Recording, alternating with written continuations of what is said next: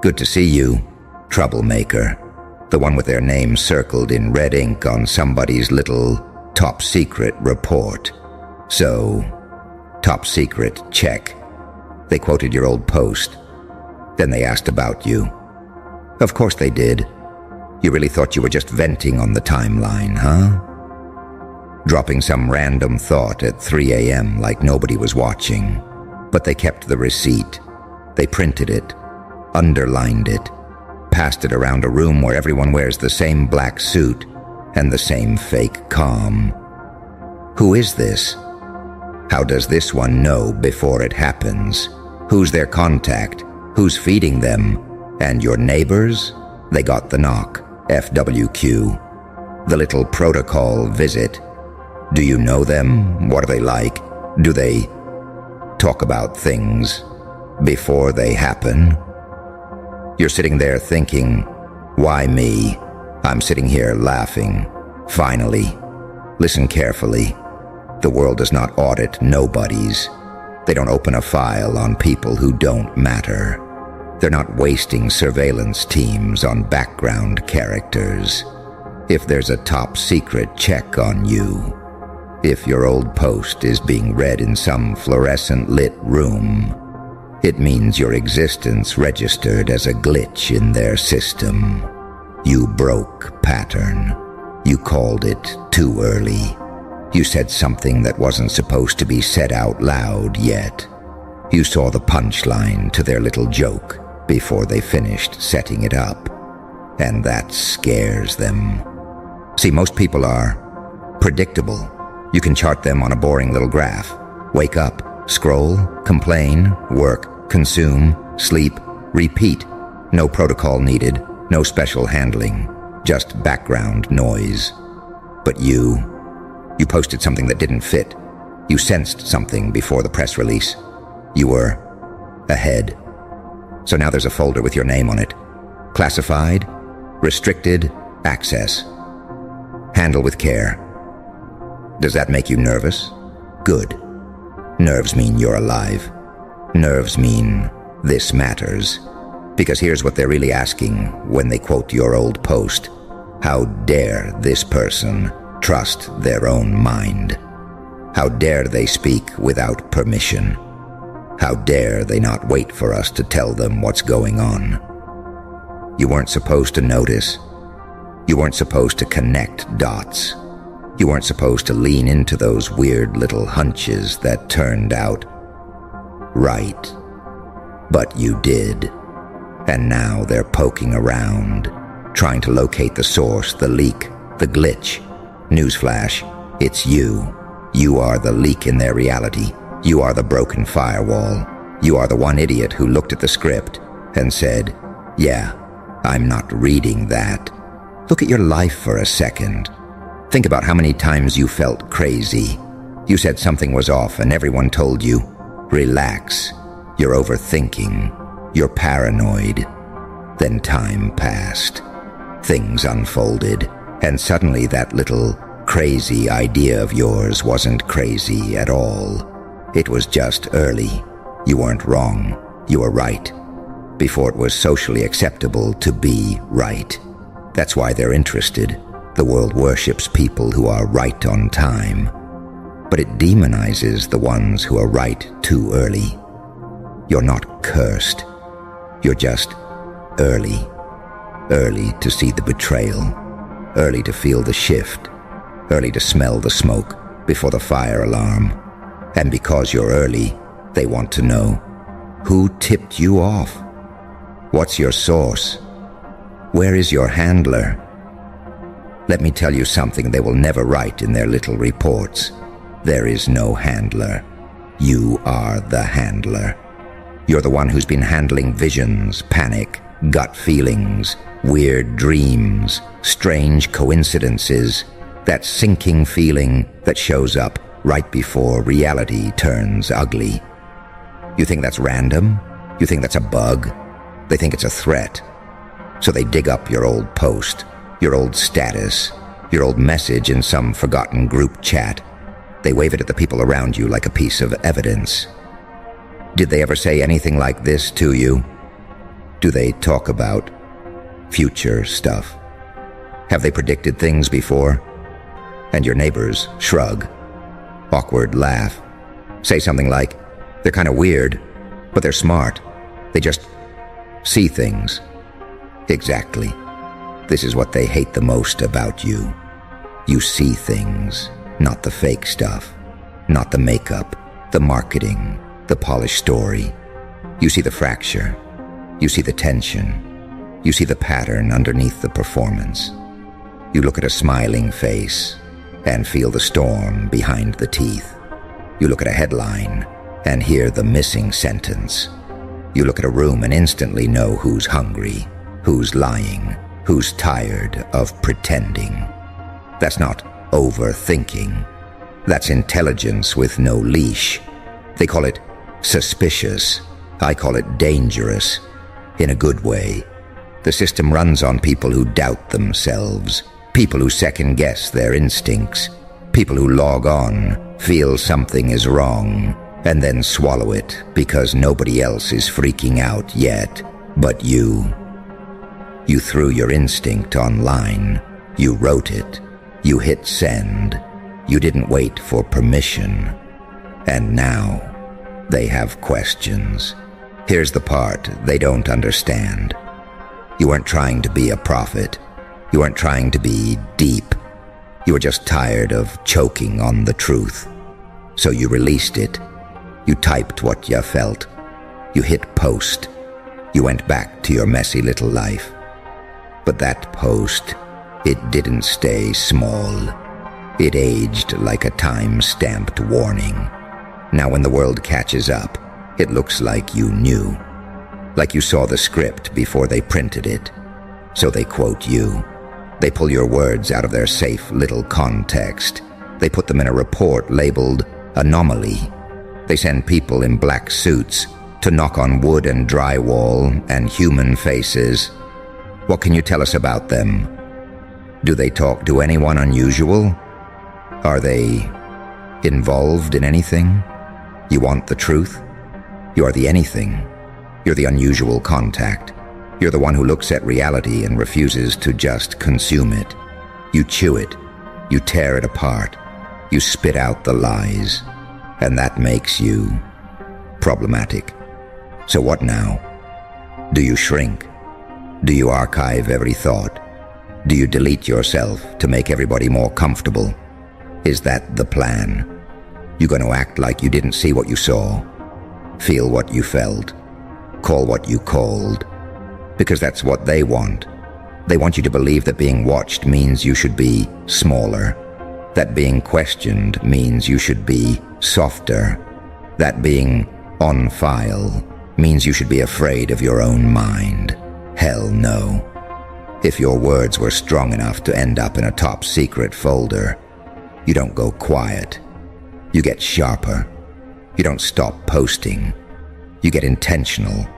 You don't hide your instincts. You start training them. You know what training looks like? It's not glamorous. It's you sitting with your thoughts instead of numbing them. It's you replaying the moments you were paranoid and realizing you were actually accurate. It's you studying your own pattern of prediction like it's a skill, not a curse. Remember all the times you said, I knew that was going to happen. I had a feeling. Something told me. Stop treating that like superstition. That's data. Your internal surveillance. They've got satellites, cameras, microphones, analytics. You've got you. The one instrument nobody taught you how to use properly. You know why they're asking about you now? Because you started using it by accident. You let your intuition slip out in a sentence. You let your insight leak into a post. You left a breadcrumb that later looked like evidence. So, here's the move. Stop acting like a glitch. Start acting like a system. If they're running protocol on you, run protocol on yourself. Why do you sense things early? What triggers that feeling? When does your chest tighten, your skin crawl, your mind go quiet? What patterns show up in your dreams, your conversations, your random impulses? Do you see how powerful this could be if you stopped dismissing it? You're scared because they're looking at you. They're scared because you're looking at everything. You walk into a room and you pick up on the unsaid. You read silence like subtitles. You feel shifts people haven't admitted yet. They'll call it creepy. They'll call it too much. They'll call it crazy. Fine. Let them write whatever they want in their reports. While they label you, you label reality. While they ask your neighbor, do they act strange? You're sitting there finally realizing, yes, I do. Because normal stopped working on me. And that's the real crime, isn't it? You stopped being manageable. Think about how they punish people like you. Not with prison bars, with shame, with doubt, with labels. Conspiracy theorist, overdramatic, trauma dump, too intense. These aren't insults. They're warnings to everyone else. Do not listen to this one. They see too much. They want you to feel embarrassed for noticing. They want you to apologize for being right. They want you to second-guess every uncomfortable truth that rises in your throat. Because if you distrust yourself, they win. They can leave you out in the open, and you'll still keep yourself caged. Look at me. You think the world likes people who tell the truth about its little games. No, it paints them as villains. It calls them unstable. It says they laugh at the wrong moments. And you know what? Sometimes they do. But that's because once you see the trick, the performance isn't scary anymore. It's boring. It's predictable. You are dangerously close to that point. The point where their chaos looks scripted, where their unexpected events feel like calendar reminders. And that is why they quoted your old post. Because it slipped through. Because it proved you knew. Even if you didn't know you knew. So here's what I want you to do with that. Stop apologizing for your perception. Stop downplaying your pattern recognition to make average people more comfortable. Stop pretending you're just lucky when your intuition nails it again and again. You are not lucky. You are tuned. Tuned by every time you got hurt and had to replay what you ignored. Tuned by every time you stayed and later wished you left sooner. Tuned by every time you felt something off and lied to yourself so you wouldn't be dramatic. All of that pain sharpened you. All of that embarrassment trained you. All of those I knew it moments forged you. And now, somebody noticed. Now there's a file. Now there's a question mark floating above your head in rooms you've never stepped into. Good. Let them wonder. Let them run their little protocols. Let them interview people who barely know you, asking, have they ever said anything strange? Because while they're busy trying to figure you out, you're finally beginning to figure yourself out. Your job is not to prove to them that you're harmless. Your job is to prove to yourself that you're honest. Honest about what you see. Honest about what you feel. Honest about who you are when nobody's watching. And when everybody is, they want to make being watched feel like a curse. They want you to feel naked, exposed, weak. But understand this. The only time surveillance really works is when the target is ashamed of who they are. If you stand in your truth, fully. If you accept, yeah, I see things earlier. Yeah, I speak differently. Yeah, I sense patterns. What exactly can they take from you? They can quote your old post. You'll quote your entire life. They can ask about you. You'll answer by existing louder. They can circle your name in red. You'll carve your name into reality. You are not here to be their harmless little civilian. You are not here to delete your brain for their comfort. You are not here to act confused when you're not. They already know you're different. They already told on themselves by opening that file, by knocking on those doors, by saying, "We just have a few questions." You don't owe them an apology for being tuned in. You owe yourself permission to stay that way. So the next time someone tries to make you feel crazy for seeing what you see, remember there is a room somewhere with people in suits, whispering your name over printed screenshots. They are treating you like a threat. Stop treating yourself like a glitch. Start seeing yourself as the system they never planned for. Not a bug, not an error message, an unauthorized upgrade. They built their world on predictable code. 9 to 5. Stay in line. Trust the broadcast. Scroll. Agree. Forget. You didn't follow it. You looked at their little update, their official story, and your brain went, "Yeah, something's off." That reaction right there. They can't program that out of you. They can only try to scare it out of you. Fear is their favorite tool. Not guns, not handcuffs. Fear. Fear that you're crazy. Fear that you're alone. Fear that you're too much for the room. You know that feeling when you're in a group and a topic comes up and your whole body knows the truth is different from what's being said. But you bite your tongue. You feel your heart pounding, your brain screaming, and you still smile. That's wild, ha ha ha. That's you self-censoring, running their protocol on yourself. They don't even have to show up in black suits if you keep doing that. You'll be the one in the black suit in your own head.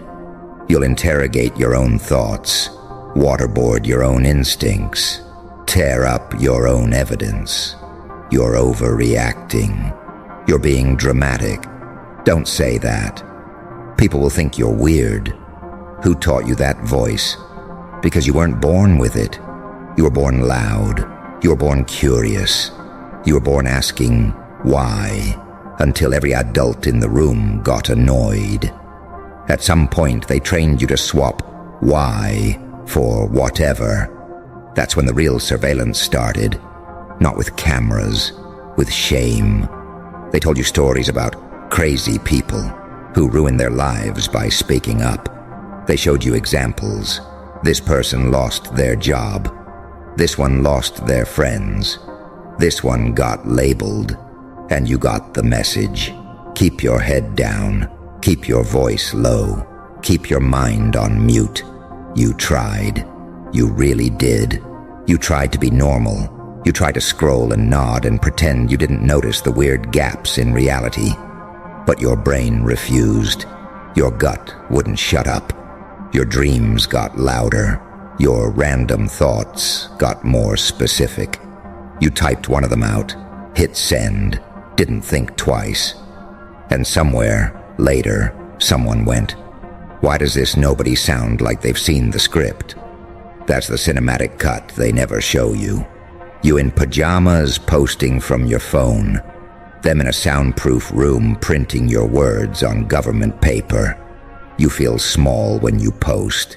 They feel threatened when they read. There's a gap there you don't fully understand yet. You've been thinking you're insignificant.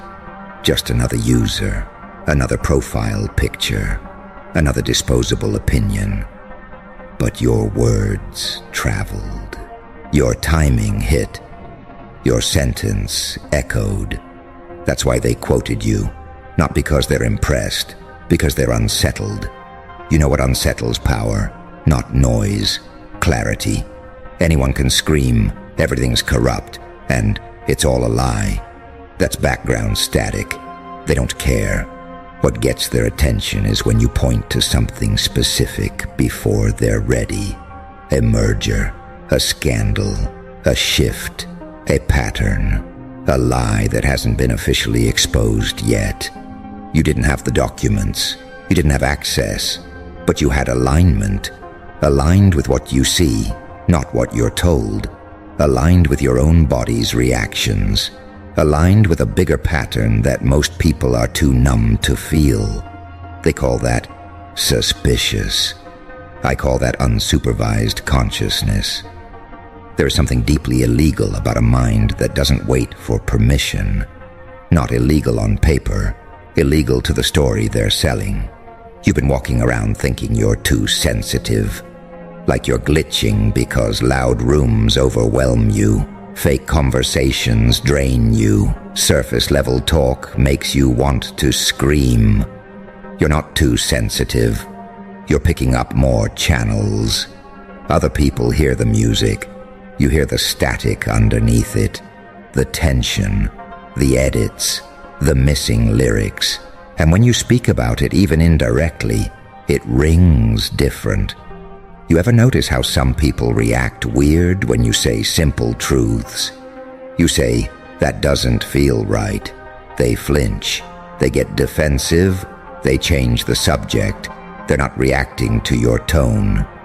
They're reacting to the signal. You hit a nerve they've been trained to avoid. That's why word spreads about you quietly, not in compliments, in little warnings. Yeah, they're cool. They're just intense. They see too much. They get weird vibes about things. These whispers are the civilian version of a file, a neighborhood surveillance protocol, informal, social, still deadly. But here's the twist. The same traits that make you too much in a dumb room make you essential in a collapsing world. When systems start to crack, the jokers, the freaks, the overreactors are the only ones who can read the fractures fast enough. That's you. You don't wait until the building is on fire. You feel the heat in the walls. You don't wait until a relationship explodes. You taste the resentment in a casual sentence. You don't wait until the company falls apart. You see the rot in how people are treated. And yeah, it hurts. It hurts to see early. It hurts to feel everything while everybody else shrugs and laughs. You think you're weak because you cry, because you shake, because your body screams before your brain can find words. You are not weak. You are pre-alarmed. Imagine a world where the fire alarm hates itself for going off early, where the smoke detector apologizes for being loud. That's you. You get the signal, then blame yourself for hearing it. That's exactly what they want. They don't care if you're gifted, as long as you're embarrassed about it, as long as you gaslight yourself, as long as you keep saying, "I'm probably crazy." Because if you ever stop saying that, if you ever sit in a quiet room and admit, "Wait, I'm actually right a lot of the time," you become someone they can't handle with the usual tricks. Self-trusting people are hard to herd. Notice how much of your life has been about turning the volume down on you. Calm down. Keep it to yourself. Pick your battles. Don't post that. Don't say that. Don't rock the boat. Your entire training has been about risk management, not for your safety, for theirs. The moment you start asking, who benefits if I stay quiet? The moment you start asking, who wins if I distrust my own perception? The spell breaks a little. That's when your old post becomes more than a post. It becomes a timestamp of who you were before you fully woke up. You typed from instinct, not strategy. From raw nerve, not a brand. From pain and pattern, not from trying to go viral. And it still hit hard enough to end up in their hands. Imagine what happens when you start doing it on purpose. Not reckless, not careless, not yelling into the void. Deliberate. You, sitting with a feeling, tracing it, asking, where is this coming from? Checking your track record. seeing how often your weird vibe was really early information. That's calibration. Everyone else is busy curating their image. You start curating your accuracy. You don't post every little thing. You don't broadcast every fear. You sharpen. You wait until it clicks. Then you speak with a kind of quiet authority that scares people who depend on confusion. They'll want to know where you got it from. They'll assume it's a person, a secret contact, a leak, a mole. The idea that it's just you terrifies them. Because if one civilian, one outsider, one nobody can connect all that just by paying attention, what does that say about everyone else choosing not to? Your existence becomes an accusation. You walk into a room and your presence asks a question nobody wants to hear. If I can see it, why don't you? That's why some people avoid you. That's why they keep you at arm's length. Not because you're boring, because you're proof. Proof that the numbness isn't mandatory. Proof that the blindness is self-imposed. Proof that their confusion is a choice. People hate being reminded they had a choice. Those men in black suits, those protocols, that top secret check. That's one layer. The social version, it's the side eyes. The you think too much about everything. The jokes about you being the conspiracy one. The subtle distance when things get real. Both layers serve the same purpose. Isolate the one who sees. Because if you ever realize there are more like you, if you ever stop thinking you're alone, things start to move.